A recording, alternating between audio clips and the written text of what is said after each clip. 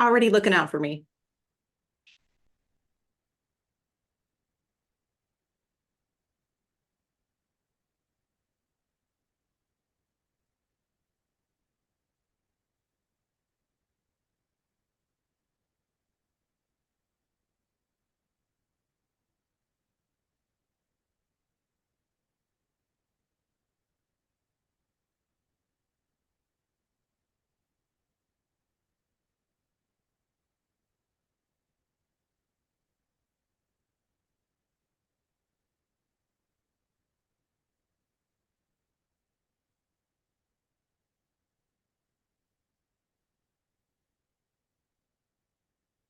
Right. Hi to everyone who's getting into the room. We're going to get started in about 1 minute.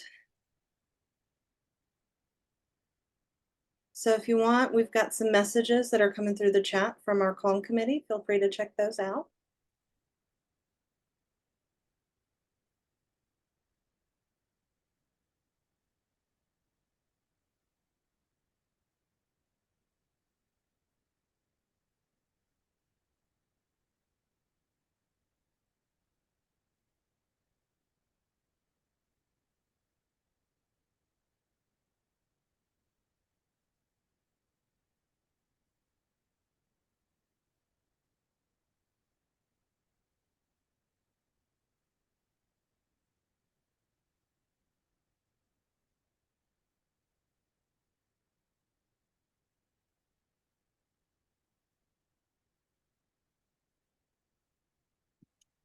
All right, we are going to go ahead and get started. We're at the top of the hour. So hello, and thank you so much for joining us for this session. My name is Christina Clement, and I will be moderating today. I'm very glad to welcome KT Vaughan, and who will be presenting towards a universal design of library management. So before we get started, we're going to go over a couple of housekeeping items. So this session is being recorded. Captions are available during this session by clicking on the Live CC button at the bottom of your Zoom window. And many thanks to Brittany Barnes for providing these for us today. Please use the Q&A feature for any presentation questions. You can choose to do this anonymously, and you can also upvote, which is how we'll determine the order in which questions are asked to the presenter. There is going to be a break in the middle for questions, and then an additional 10 minutes for Q&A at the end of the presentation. Please use the chat for general comments or technical issues. Adebola Fabaku will be monitoring the chat for any questions and comments. Adebola will also be adding some links to the chat. One is going to be for collaborative resource sharing. So if you think of a related reading, podcast, video, or something else, please share it with us in Calm's Resources Zotero or in the chat. One of our volunteers will drop this info in the chat. So we are also going to have a link to our conference code of conduct, which you can reference at any time. So I'm now going to turn it over to KT. KT, please take it away.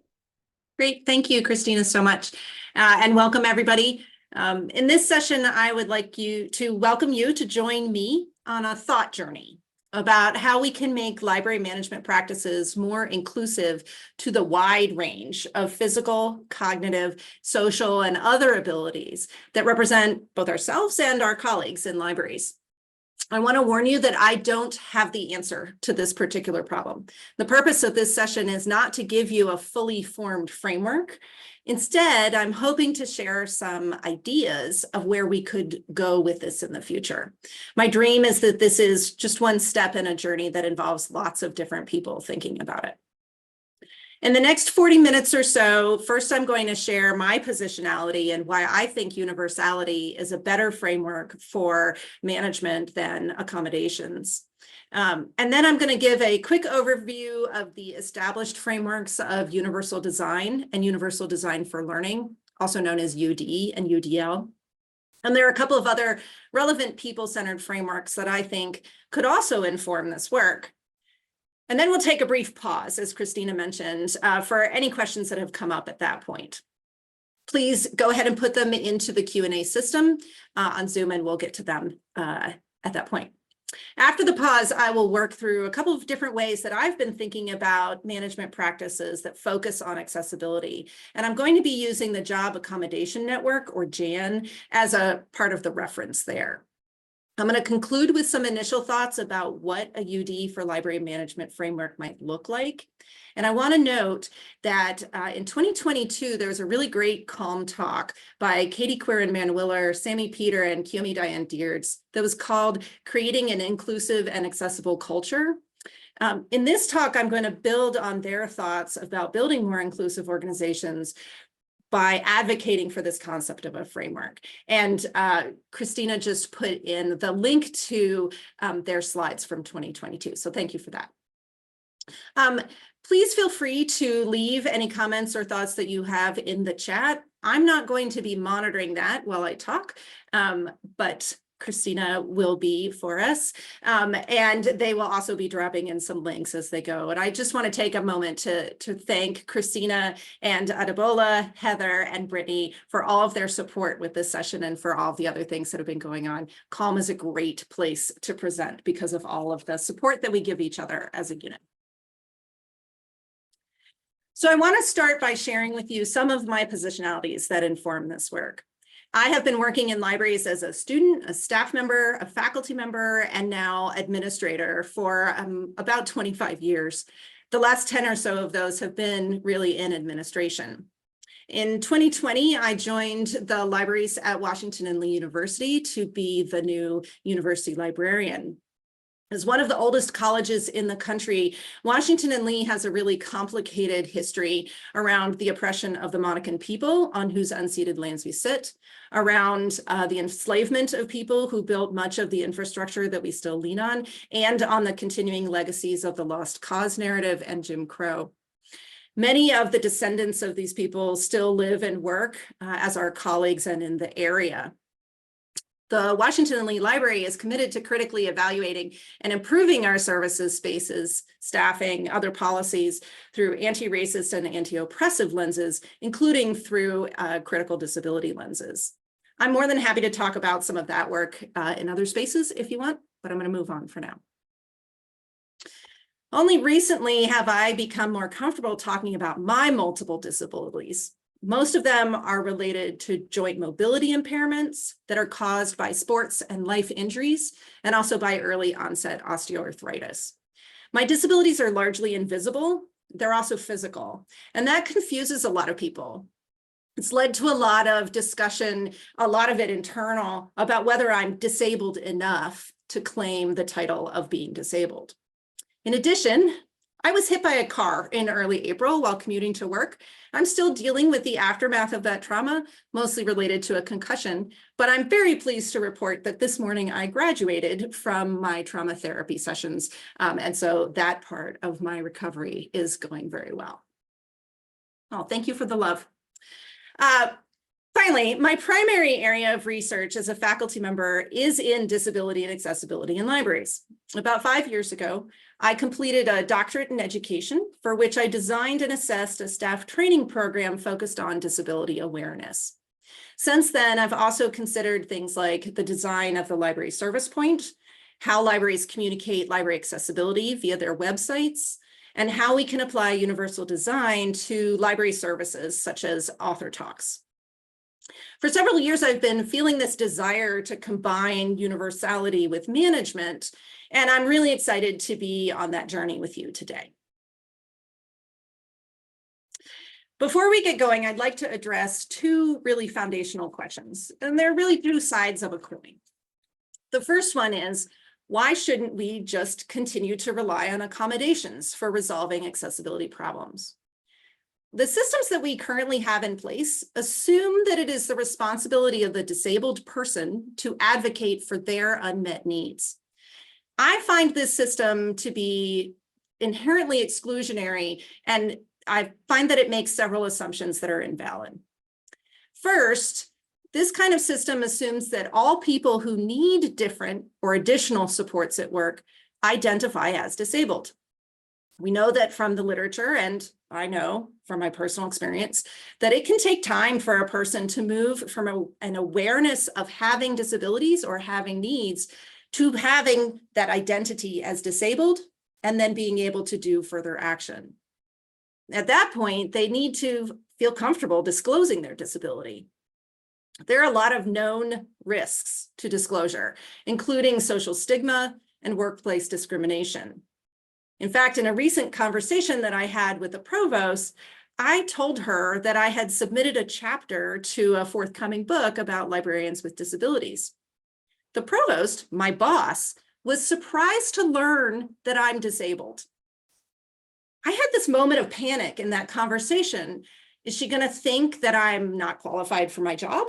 Do I need to perform more disability for her in order for her to believe me?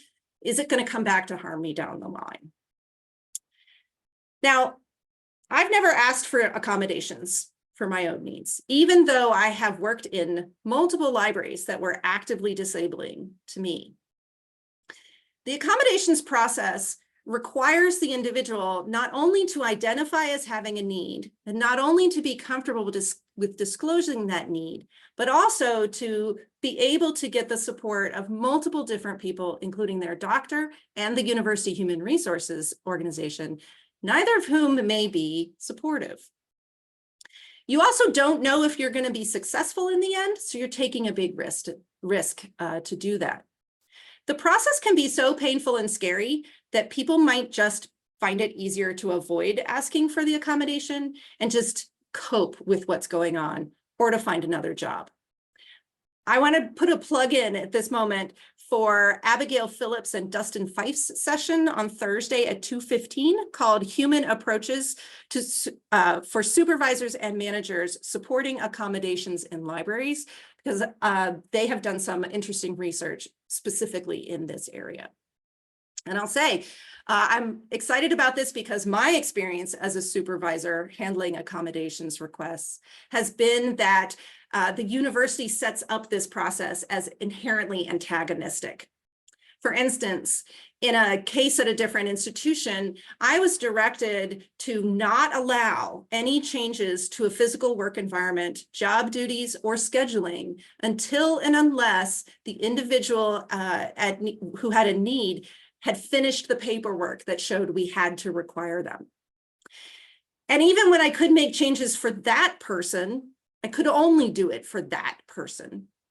And that meant that other people in the unit who had either not survived the process or not attempted it couldn't benefit from fairly simple supports because they weren't disabled enough to qualify.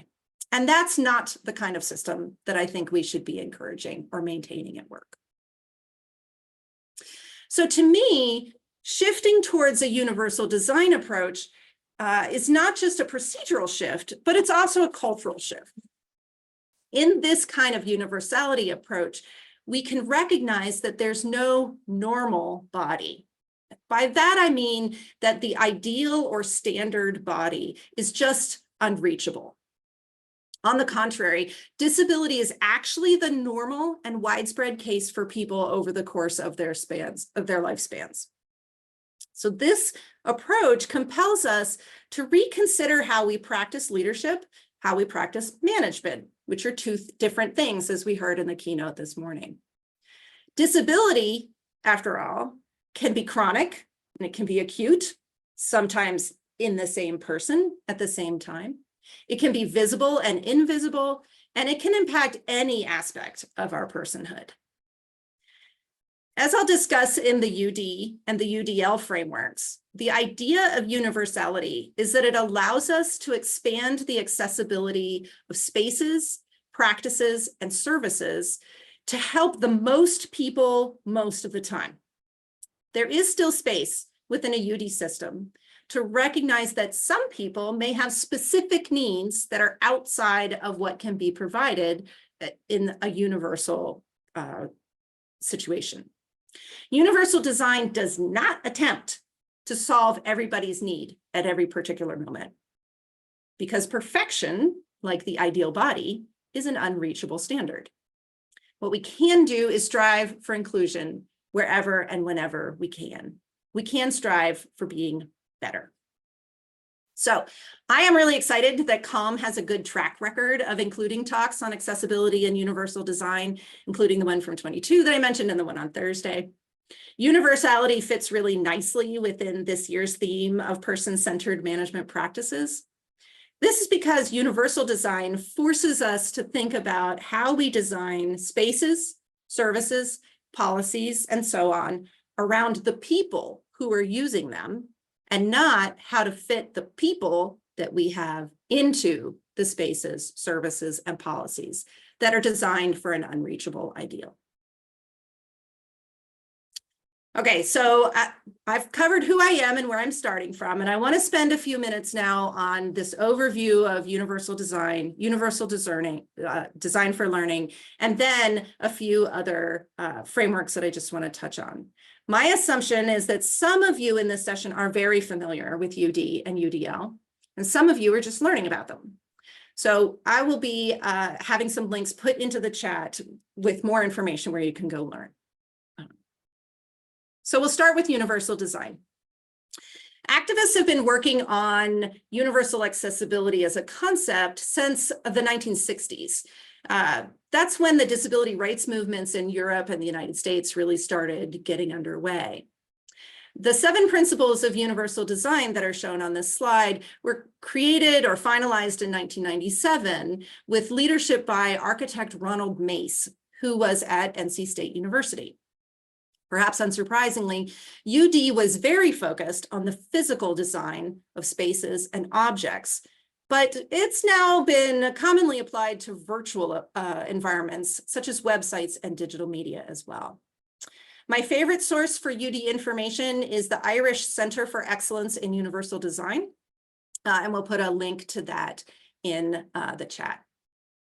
On the screen, I have a picture of my current favorite thing in universal design, which is the door lever as opposed to the doorknob. So I'm going to move through these 7 principles using the succinct catchphrase that describes each of them. And I want you to think about, how does a door handle seem to apply to them? These catchphrases with just a few guidelines that flesh them out are pretty easy to understand, and they're relatively easy to apply to the physical, virtual, and in many cases, sociocultural environments. So here's the quick rundown. Number 1 is equitable use. In this case, the design should be useful and marketable to people with diverse abilities. Number 2 is flexibility in use. The design accommodates a wide range of individual preferences and abilities. Number 3, simple and intuitive use. Use of the design is easy to understand, regardless of the user's background or prior knowledge. 4, perceptible information. The design communicates necessary information effectively to the user. 5, tolerance for error. This is my favorite. The design minimizes hazards and the adverse consequences of actions. Very important to me. Number 6 is low physical effort. So you can use the design efficiently and comfortably with a minimum of fatigue. And number 7 is size and space for approach and use. Appropriate size and space provides for a variety of actions, regardless of the user's body size, posture, or mobility. So there are a lot to pull from these principles that I think we can apply to supervision and library management. Even though they are really focused on physical design, there are ways that we can imagine extending them to spaces like our sociocultural environments, our virtual environments, and then also our physical ones.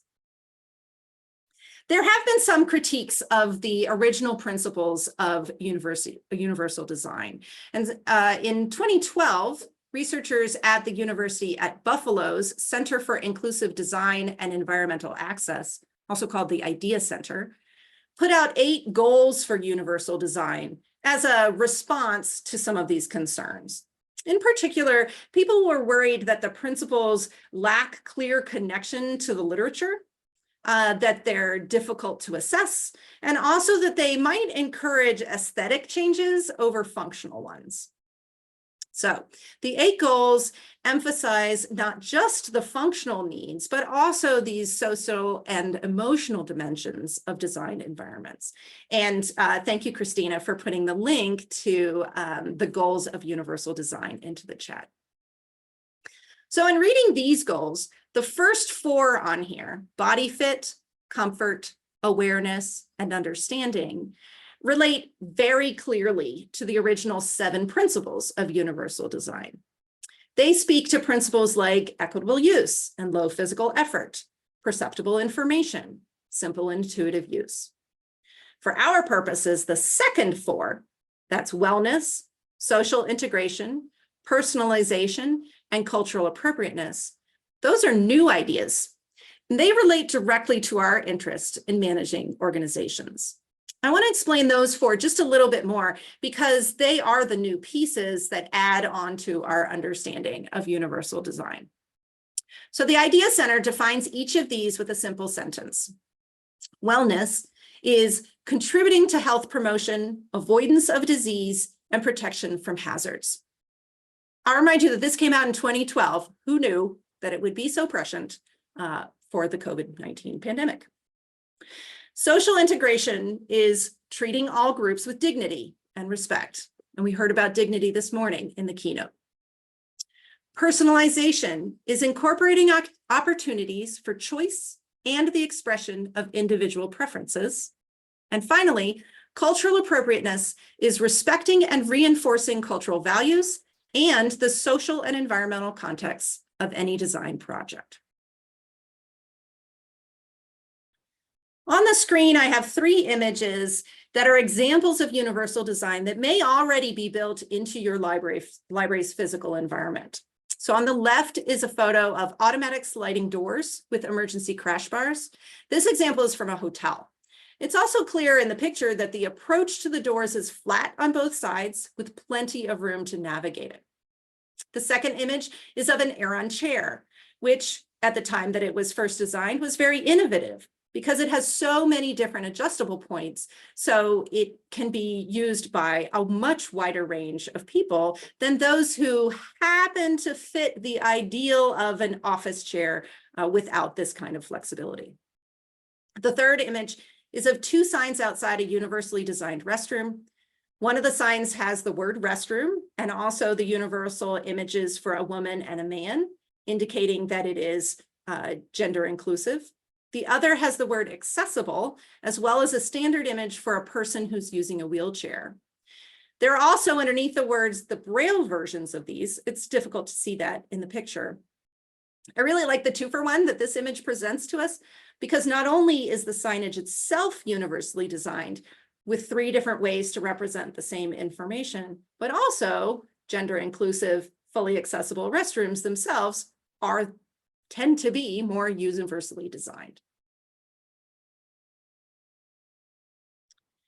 So about the same time that Mace and his colleagues at NC State were designing the principles of universal design, a group of education scholars from across the United States worked to develop a specific framework that would apply to teaching and learning. So Universal Design for Learning version 1 was released in the fall of 1998, a year after the principles of universal design. It has since been nurtured by the Center for Applied Special Technology at Harvard. That's now just called CAST. I'm going to be focusing on version 2, which is the current version, but be aware that CAST is preparing to release a 3rd version soon. And thanks to Christina for putting the link into the chat to the CAST guidelines. The basic idea of universal design for learning is that teachers should take a student-centered approach to their instruction by recognizing that every student has unique interests, abilities, and goals when it comes to learning. As a result, UDL encourages teachers to think about how to present what they call multiple means to address the why, the what, and the how of learning. So in the framework, these are described as engagement, or the why, representation, or the what, and action and expression, or the how. UDL is informed by the work of educational theorist Lev Vygotsky, who developed what some now call socially shared learning, and who was also a proponent of educational play. And it's also informed by the work of Benjamin Bloom, for whom the well-known Bloom's taxonomy is named.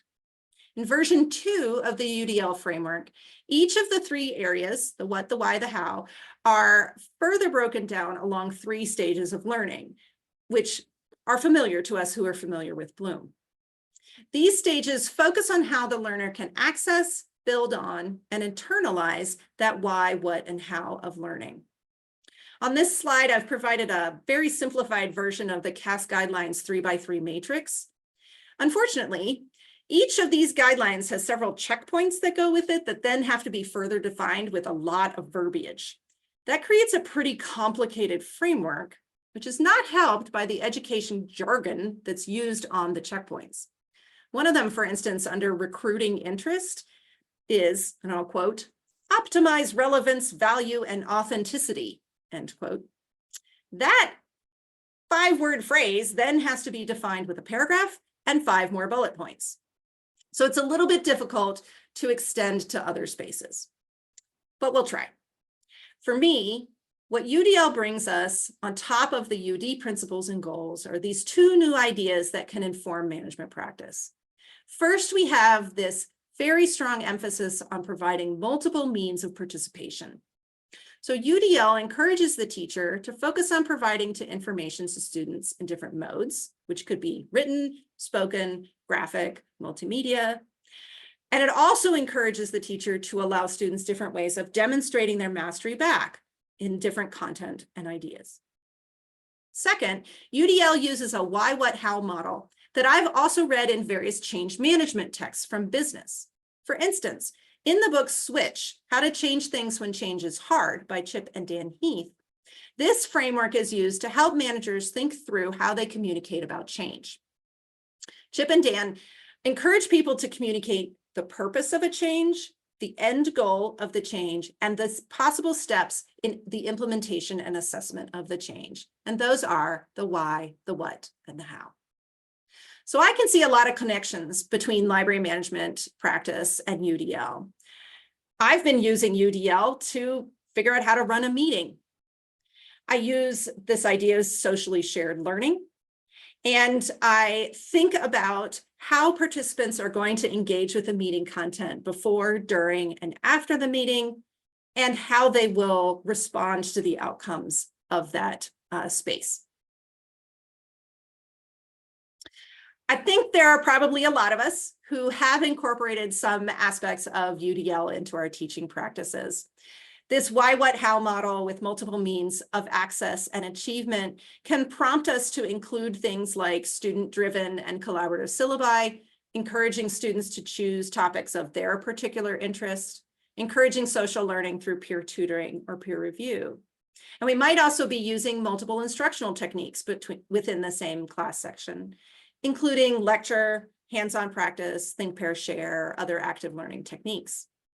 Some of the techniques in UDL provide more clarity to the assessment process, such as rubrics, whereas others, such as unessays, in which students may choose to write a paper, they might create a video, they might develop a computer program, or I have even seen in a colleague, someone who baked a cake. That kind of unessay lets students really lean into the multiple means of representation for their outcomes. So increasingly, these examples are becoming best practices in teaching, and I think we have a lot to learn from them for developing more best practices in library management as well.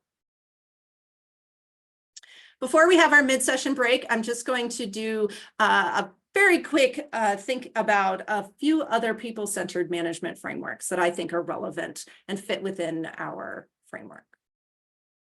So there are 4 that I particularly try to incorporate into the management thinking around universal design. So these are ethics of care, authentic and transformational leadership, trauma-informed practice, and I just really enjoyed a session before this one on trauma-informed practice, so thank you. And also just an overall whole human or whole student, sometimes we hear it, whole person approaches. All of these have some features in common, and in particular, they emphasize knowing and caring for people in the organization, including all of their motivations, their skills, and their needs. They all involve showing some humility and empathy for others, but also for yourself. They all involve nurturing a culture of mental and physical health and safety. And they share this idea of recognizing and rewarding individuals' contributions towards the shared goals. So at this time, I'd like to just take a break, let you have sort of a breath, not have to think about what I'm saying. And see, are there any questions that have come up that you just want to get a little more information about these different principles before we move on to the thought experiment for today? So KT, it doesn't look like we have anything in the Q&A Okay. yet, though I'm sure folks will have some questions after our thought experiment. But there has been some discussion in the chat specifically about the accommodations process and Ah, just how stressful and demeaning it is. So it's bad. yeah, I think that part really resonated with a lot of our participants today. And Yeah. somebody's cat did escape using a lever door handle. So This is the that's downside pretty. when you make things universally accessible. I once had about how old was it? He was probably 12 years ago now. I had a toddler escape, and I was living on a busy street in Durham. And so, you know, when it's universally accessible, sometimes you have to figure out ways to not give people access if it really is not in the interest of their health and safety. Indeed. So, yeah. And we do have a little bit of discussion about HIPAA and the accommodations Mhm. process. Do you have any comments about that specifically? Yeah. Um, so I think the thing about HIPAA, so this is going to sound a little bit like it's slightly off topic. In the trauma-informed leadership session just now, there was a lot of talk about gossip and about sharing information that you shouldn't share with other people. And that can be really hard when you have a person who needs an accommodation that the other people in the library can see that they are not receiving, or who needs to go on medical leave. And people are like, why are they on medical leave? You know, and it's like, well, I mean, I am not going to be the one who's going to tell you about that. To me, having a space in which we can say, so-and-so's on leave and they'll be back. And, you know, if you are close friends with them, then they can tell you what's going on, but they're doing okay and they just need some time. We need a culture that allows for that within our management practice. And we need a culture that says, you know, if we're getting more and more people who are having migraines because of the lights in the library and we're allowing them to turn off their lights and get their own lamp in, maybe we should just allow everybody to turn off their light and get their lamp in so we don't have to discuss people's personal medical information as a justification for why they've got something different from the rest of us. That's how I feel about HIPAA. Yeah, absolutely. All right, Yeah. so we're at 4:30, Okay, so I think so that we're going was to move our on. cut off. So Cool. So the next part of my talk is when I'm going to start working through a thought experiment that I've been working through on my own for the last year or so. I hope that you'll stick with me. I'm going to outline to you my thinking about what management practice means, what designing a management practice means, and then where I am right now with what a UD for library management might look like. And be ready, there's going to be a call for participation later. So when I first started working on this project, I really had a hard time wrapping my head even around what a management practice is. But I can tell you that Googling is not a great tactic for this. So over and over, I found 4 consistent functions that were being listed on the internet as being the functions of management. And they are on this slide: planning, organizing, leading, and controlling. So I have a lot of problems with these. One is that they're just really broad. So they don't really tell us what they mean. They don't really help us understand what the actual functions are that are going on. They also fit within a management approach that really emphasizes that lone director or leader, those neoliberal and capitalist systems that our keynote speakers talked about earlier. I mean, controlling is really problematic. I don't know what word we would use for this in the literature. This is often described as those functions that have to do with things like managing resources. And so maybe it's more like administration in there or something. I need a new word because I don't think that these really resonate with us from a person-centered point of view. I really do think that in libraries, we have had an overemphasis on control, and that letting go of things like our need to fine people for keeping a book late, or our need to track every minute of people's breaks. Luckily, I think we're seeing those sorts of practices start to fall by the wayside, and I encourage that. But also, these 4 functions don't really tell us anything about the purpose of management. They don't tell us anything about the outcomes of management or about the actual work that we're doing in management. So they fail on that why, what, and how. So after having failed at this particular thing, I decided to go look at the most practical document that I could lay my hands on, which was my actual position description. So I am a library director, which means that in our library hierarchy, I am the person who supervises the whole organization. The idea for me here was to think through what are the expectations that my role has within the W&L libraries, and then how I could consider those through a UD lens. So I'm not going to share with you all of the very many bullet points in my job description.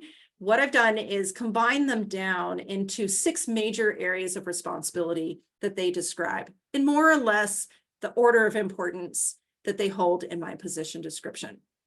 And they are to establish a strategic direction, to support a positive unit culture, to supervise staff and faculty, to collaborate with external partners, to manage resources, and then assess outcomes. I can see how these fit into that planning, organizing, leading, controlling system. Strategic direction is an outcome of planning. Positive unit culture, supervision, and external collaboration, all at some level fall into organizing and leading. And then resource management and program assessment are probably under that control idea as it's described by those management gurus. But when I take a look at these responsibilities in the context of universal design for learning, what I see is that they all relate to the what of my job. And that's probably to be expected. A position description naturally focuses on the desired outcomes of my work and not necessarily on why the work is important or how it is to be accomplished. The expectation is that I know why my work is important, which I don't know is always the case, and also that I will figure out on my own how to accomplish these outcomes. In building a more universally designed practice, I think we should not just focus on the what, but also on that how. So then I started thinking about what is the how of management. And for me, management is essentially a communication role within the organization. The role of the manager at whatever level essentially gets boiled down to communicating both internally and externally the purpose and expectations of any given activity, which are the why, the possibilities that exist to achieve the purpose, and the desired outcomes of the activity. In my ideal organization, this is done using collaborative models for decision-making rather than that control-oriented model. But in either case, the primary function of the manager, similar to the teacher in a classroom, is to make sure that information gets shared in ways that are productive, supportive, clear, and effective.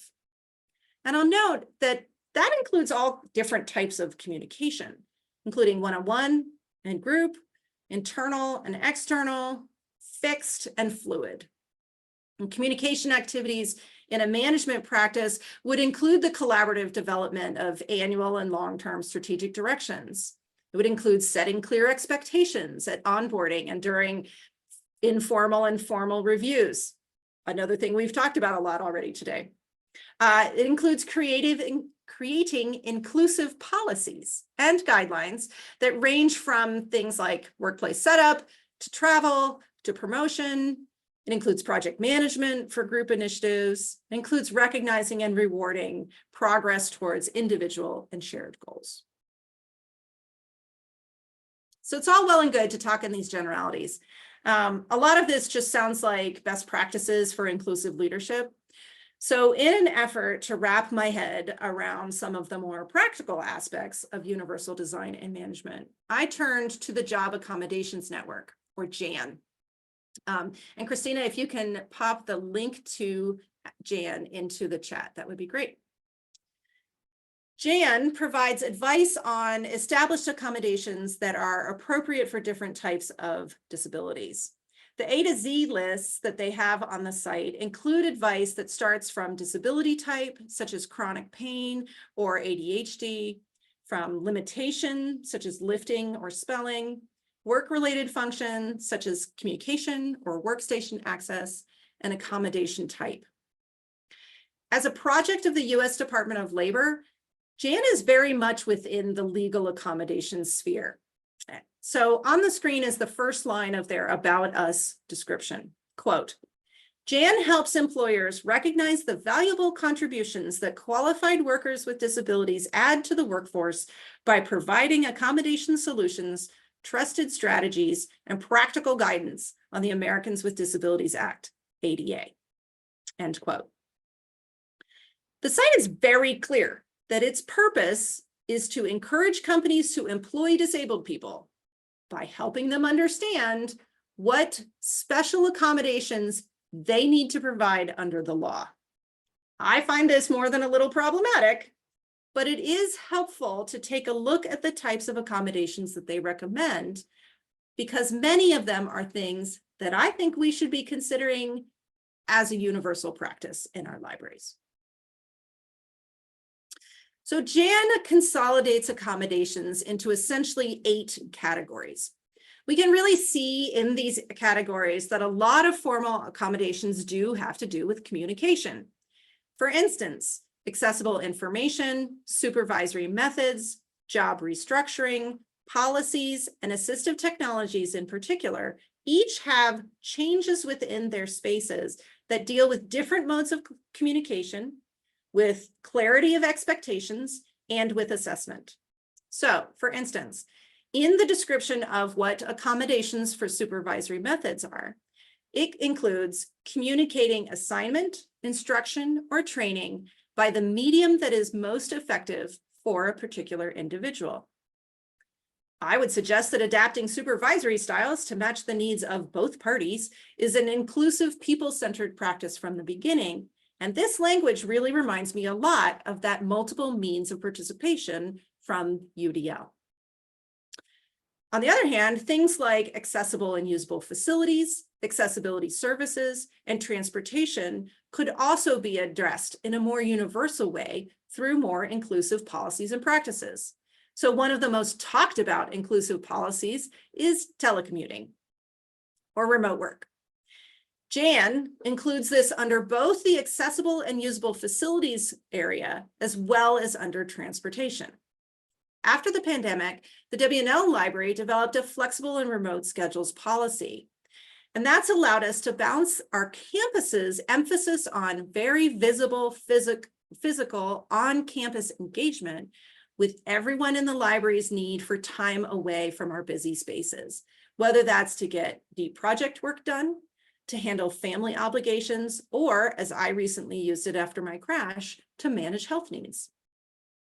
Many of the Jan recommendations are things that do not require major changes to our management practices, especially when we incorporate them from the start and in a consistent manner.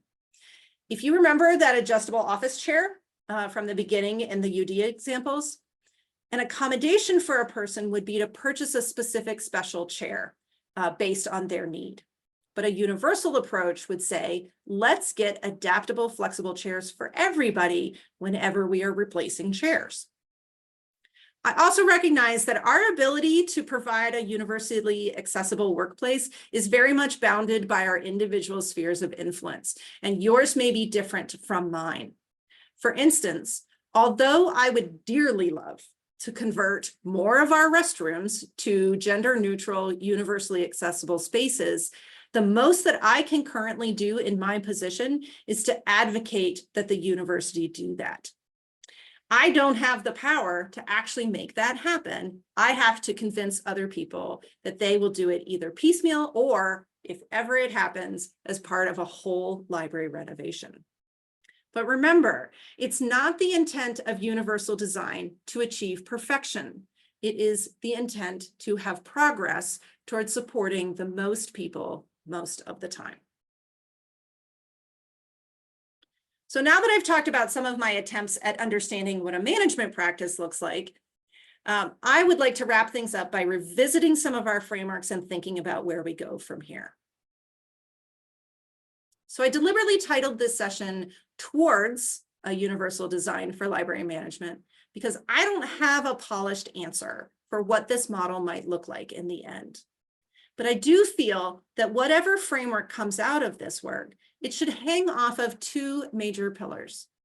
First, the model will work best, in my opinion, if it is part of a system of frameworks that include the existing universal design and other people-centered theories.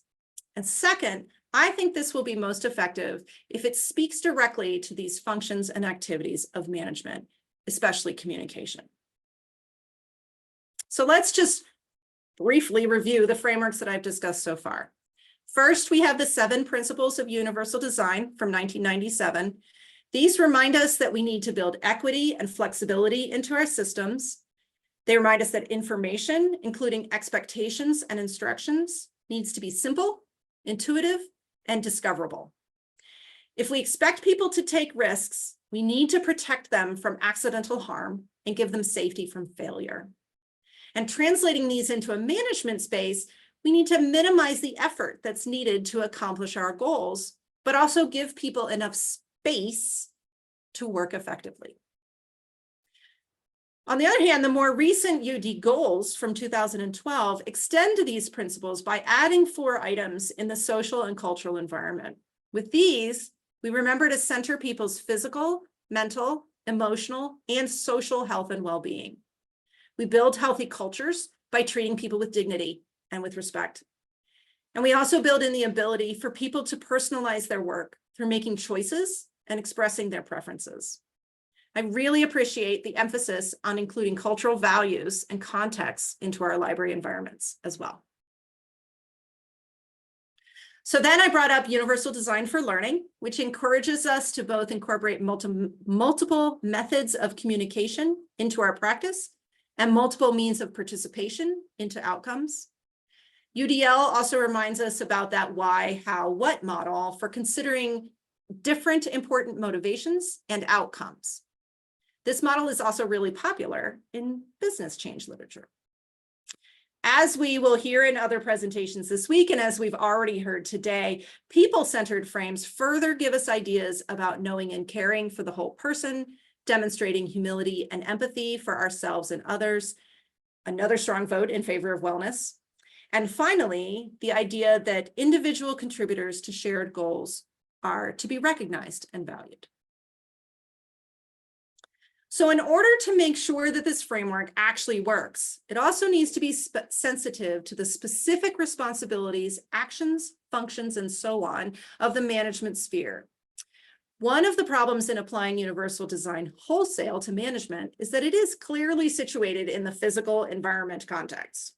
Although it's been adapted for virtual environments, it does become harder and harder to clearly align the principles with situations that are further and further from embodied spaces. So here are some responsibilities that I've merged from the management functions outline, from my job descriptions and others, and from the JAN accommodations for the workplace. While they all hinge on effective communication, I think they do an adequate job of listing primary duties that are held by managers in our organizations. We have first and foremost the information sharing role. This leads to policy development, particularly relating to workplace policies like travel and scheduling. We want to make sure that we design our supervisory practices to be sensitive to the creation and understanding of both job expectations and of supervisory methods, which to me are 2 sides of the supervisor-supervisee dynamic. At a large level, every person in leadership is responsible for the physical, virtual, and social environments of the library, and particularly for nurturing a positive workplace culture. And finally, those control duties of how resources like budget, staffing, materials, spaces, as well as the assessment of programs and projects land in different levels of library management. As I've mulled over these different frameworks and actions, here are some starting guidelines that have started to emerge for me. The first idea is what distinguishes a UD approach from some others. By actively recognizing that our colleagues represent a wide diversity of skills, abilities, and needs, we can build a management practice that is more inclusive. There is a saying, once you've met one disabled person, you've met one disabled person. We need to be better at understanding the wonderful variety that exists in humanity and being able to react in an equitable and flexible manner to that. My research has demonstrated that when people, including disabled people, are asked to picture a disabled person, they nearly always default to a wheelchair user. And that has significant and bad impacts for our management practices as well as our physical spaces. Another concept that is very familiar to critical disability world is that of centering wellness. In management, we can go beyond the initial centering of the physical body and consider all aspects of health and well-being that include mental, social, and emotional health as well. I really love the emphasis within universal design for learning on providing equitable and flexible instruction through multiple means of participation and communication. That seems like a good guideline to include for management as well, given the key role of communication in good leadership. And in addition to equity and flexibility, I think clarity and simplicity are key in how we develop our library management practices. Clarity and simplicity lower the cognitive burden of work, and they lower the social and emotional costs that are caused by the fear of uncertainty and change. And finally, so many of the accommodations in JAN have to do with aligning people's jobs with their skills, their knowledges, and their abilities. This includes redistributing job duties, considering alternate communication and transportation methods, and adjusting supervisory behaviors to be more supportive. It seems that matching up our behaviors, as we describe them in policy and process, to our individual context is a solid idea to include. Please remember that the purpose of this talk was to continue a conversation about universal design in management and not to end it. I don't have the answers to this wicked problem, but I am excited about this work, and I hope that some of you are as well. If you're interested in joining me to talk more about universal design as a framework for library management, I hope that you will email me later or speak up now. Thank you so much for being part of CALM and this session. And at this point, we'll move over to some questions. All right, KT, thank you so much. That was great. I love the direction you're headed. So we've got a couple questions in the Q&A. Okay. And just a reminder to folks, you can upvote if you want. So the first question we have is asking for ideas on how to advocate for yourself with UDL after coming back from long leave, but still needing accommodations. What do you think? Yeah, so there are two aspects of this. One is that the disability community has long been told that we need to advocate for our own needs. And at some level, there is always going to be that need because if you don't advocate for your needs, then people don't know what your needs are. So there is that sort of basic principle. I think that one of the things that we see in UDL is that the standards and the ideas of how can we make work better for everyone are constantly being updated. And so one of the things that you can do when you come back from a long leave is if you walk into your space and it's like, so for instance, I have dislocated my knee many times. When I came back from that, what I could see was that the tour path that we took people on involved going up and down the stairs a lot, which I couldn't do. So I had to leave a tour in order to take the elevator, or I had to take everybody in the elevator with me. And so coming back from that, I was able to say, look, I physically cannot do this part of this. And so I need an accommodation, but really, shouldn't we be asking people if they need to take the elevator or if they prefer to take the elevator instead of the stairs on our tours to begin with? So the universal approach is make the accommodation available as much as possible to everyone at their choice. The accommodation is to say, you have to make me, I have to let you do this because of your particular need. Hopefully that makes some sense. Wonderful, thank you. So our next question is, from a practical standpoint, beyond hybrid attendance options, what are a few specific ways to apply universal design to staff meetings? What means of communication and participation have you tried? Sure. Um, so there are a lot of things we can think about in a staff meeting that relate to universal design. In the same way that there are a lot of things that we can think about in a classroom setting that relate to universal design. So when I was first in libraries, the way that a staff meeting happened was that I was told to show up to a staff meeting, and I came in and they handed me the agenda sometimes when I walked into the staff meeting, and I sat and listened to a whole bunch of people give presentations, and then I left the staff meeting. And that is a practice that is appropriate for some people's way of learning and thinking and not for mine. So there are a lot of things that you can do. One is that you can reconsider who actually needs to be in the meeting. You can open up the meeting to more people or to fewer, depending on what's going to be talked about in that particular meeting. I am bad at this practice, but aspire to be better about making sure that all of our agendas are published well in advance so that people have the personal choice to decide whether this is something that they really need to be at. Also, asking people to contribute to the agenda so that it's not just me as the library director setting what's in the staff meeting, but that other people have the ability to share things that are important to them. Those are all universal practices too. Being clear about what the action outcomes are of a meeting and who is responsible for them, and you know, what is going to happen next with that meeting. That's also a nice universal design for learning process, and saying, okay, this is the outcome that we want, but I don't need to tell you how to do that work.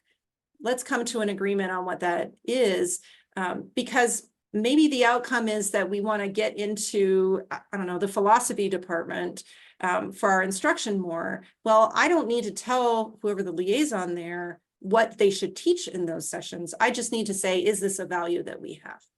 So it's not just the physicality of the meeting that is at question for universal design, although hybrid meetings are good. Deciding half the library has the flu, so we're not going to do a physical meeting at all. We're just going to go to an online meeting. That is also a possibility within universal design. So think broad about what all those pieces are. Excellent, thank you.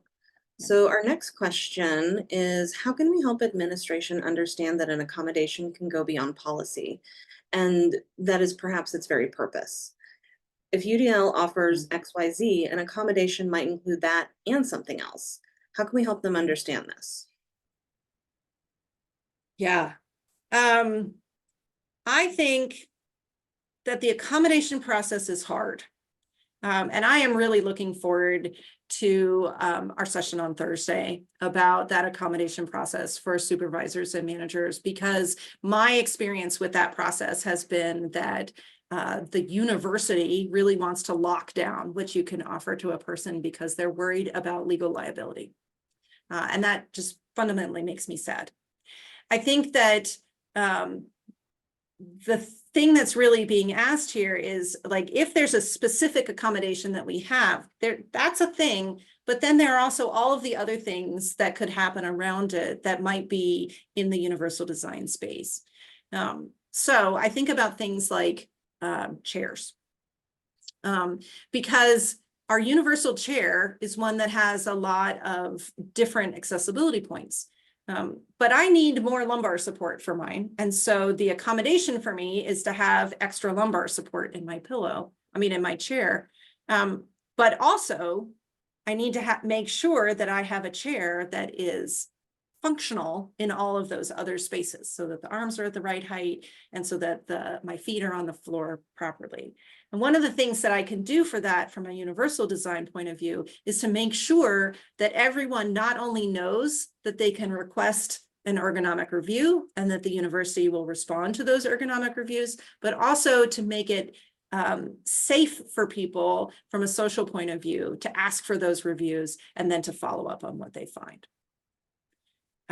But accommodations, they're hard. They really are.